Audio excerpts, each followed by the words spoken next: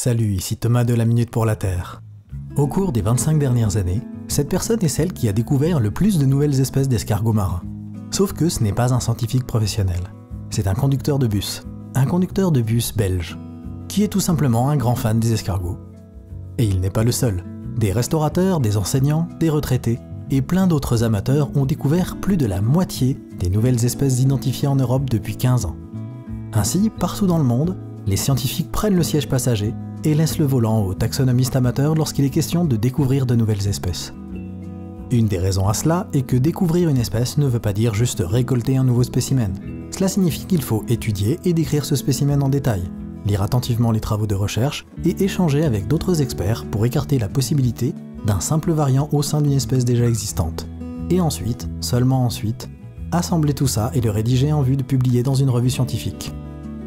En moyenne, la découverte d'une nouvelle espèce peut prendre environ 5 ans. Et c'est tout simplement plus d'efforts et de travail que ce que la plupart des scientifiques peuvent fournir de nos jours. Les exigences croissantes pour l'attribution des subventions et l'avancement de carrière font que les scientifiques doivent publier environ 2 fois plus qu'au début des années 2000. Par conséquent, des spécimens qui ne sont pas étudiés, ce qui veut dire des espèces potentiellement découvertes, ces spécimens s'amoncellent dans les bureaux des laboratoires et des musées. Et un malacologiste ou molluscologue estime qu'il a plus d'1 millier de nouvelles espèces potentielles en stock et qu'il n'aura jamais l'occasion d'étudier.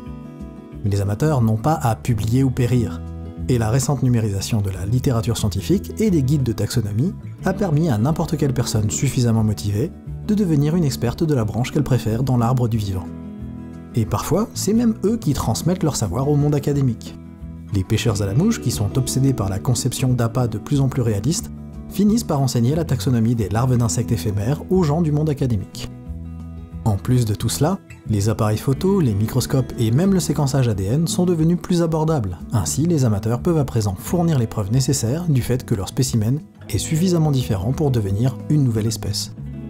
Et il y a énormément de nouvelles espèces potentielles dehors. On estime que seulement 14% des espèces ont été officiellement et scientifiquement découvertes.